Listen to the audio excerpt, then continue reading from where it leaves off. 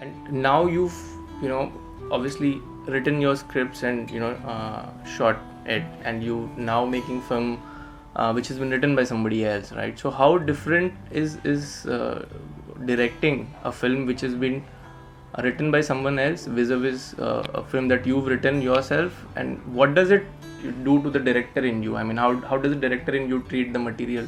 Do you treat it differently if it is written by somebody else? Like, it was a very different experience.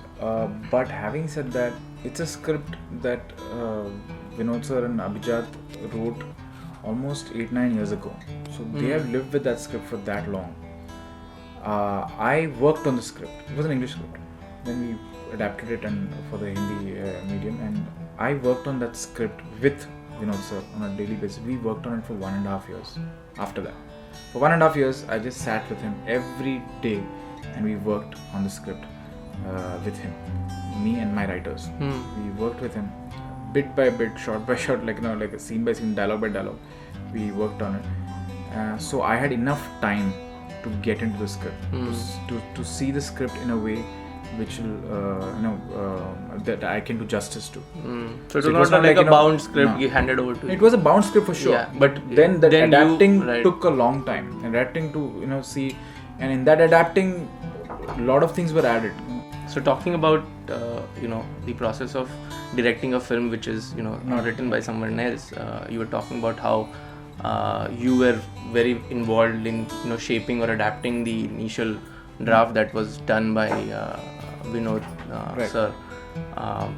So in terms of shooting it, by the time you came to it, you'd already, like, it was almost your script. No, I had to make it my own because like I said, it's not like a ad film where a script is given to you and you just direct what is there. It was not at all like that.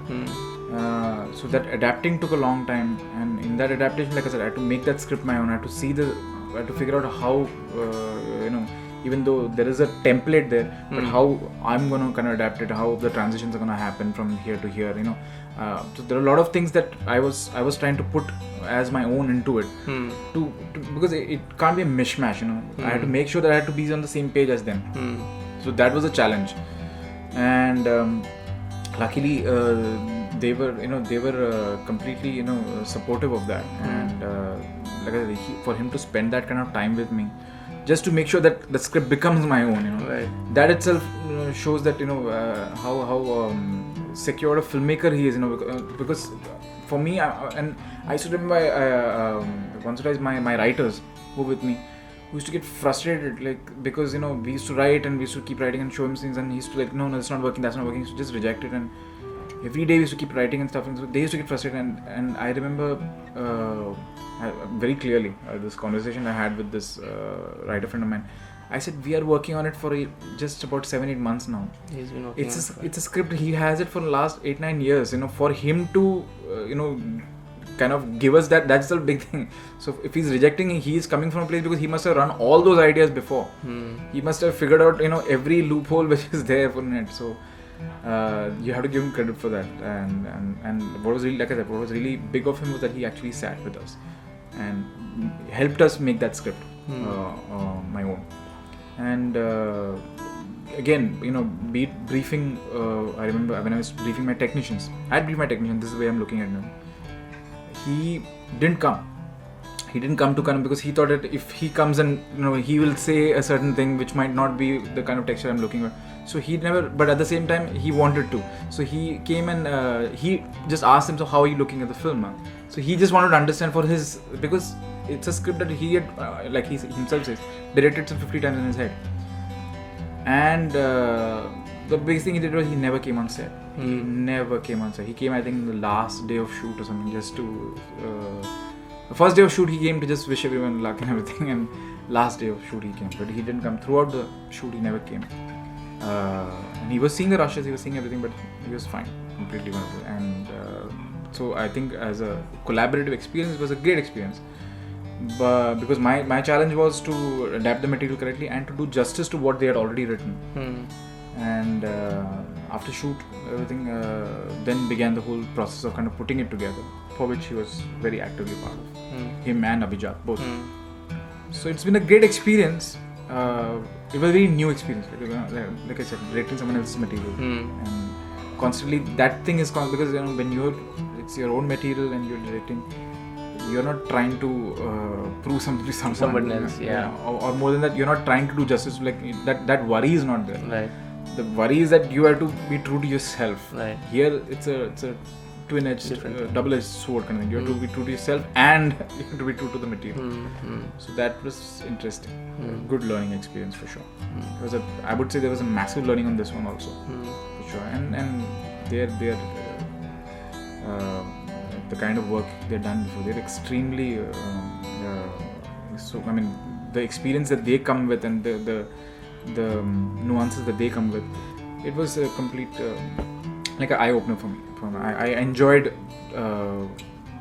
working. I had my massive share of disagreements on a lot of things, but at the same time there was a lot of learning also. There was a lot of things that I learned. There were a lot of things I understood, like the scripting part of it to certain staging part of it, how they see things around. So it was a fun thing. Also because it was a different school of that's the thing. It's filmmaking almost. Yeah, it is definitely a different school of filmmaking. They look at things and I'm not saying that in a bad way. They definitely they're coming from a very show-footed place. But for someone who's this is my third feature, so I come from a space where I don't keep so many variables in my head, but they obviously, because of the kind of the place that they're in, they are thinking of a lot of variables. They are thinking of how to kind of keep all that, making sure that the material is more accessible and it can reach out to so many people. So they're keeping that in mind also, which as a filmmaker you should. So you should definitely know how to, but at the same time not compromise on the material at all. That is something that they're so passionate about, not diluting your material. They are, and when I'm saying they're so passionate, I'm talking about single words in a dialogue. They'll focus on a word, how this word cannot, because they say that word will change the texture of a scene. So you have to, every written word, like I said, I keep it organic, saying let the actor come and change the line. No, they say that word makes a lot of difference. That word, I remember I've reshot a scene because the dialogue was not said correctly. Because I didn't on set. I said that's fine. This is okay. This is set. I said no. That changes a lot of things. You cannot say it like that. It has to be done. And I didn't. I thought, why? It's okay. I said, no, it makes a difference, and it does make a difference. And so that's something I learned, that sometimes that written material, that some things, sanctity of the sanctity of the script has to be maintained somewhere, because it can, and it may work, may not work, but then at least you're sure about it. You're in your head, you're convinced that that's correct.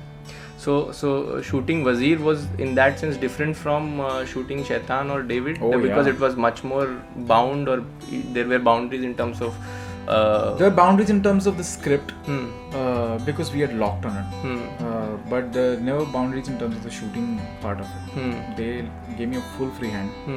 In fact, there are a lot of sequences in the film that which is not like a written thing, which they gave me a full free hand on how to go about it. In fact, they were like curious to see, तुम करके बता दो यार, उनको पता नहीं ये कैसे होगा, तुम करके दिखाओ.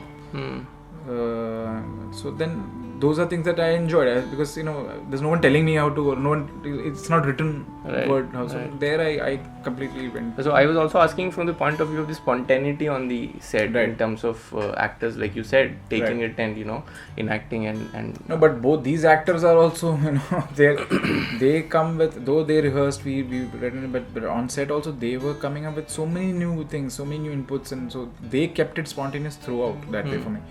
I don't think that the way we rehearsed and the way we spoke is exactly the way we... Not at all. When we came to staging it, they all came up with... Farhan and Mr. Bachchan both, they were constantly trying to see how to kind of better the character.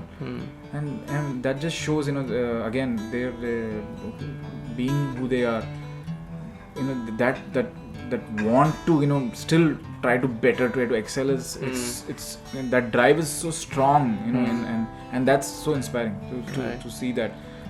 Someone like Bachchan sir at this age also, that drive is just you have to see it to believe it. Really, honestly, you have to really see it to believe it. He constantly, and that too with the kind of restrictions he had, you know, because he's playing a paraplegic with no legs, so that's something new for him. But he was still constantly trying to see how to better that, how every scene, how to kind of do something better. So that spontaneity, I think, was still there. That I didn't see that change in this. I enjoyed that. But yeah, we were sticking to a template.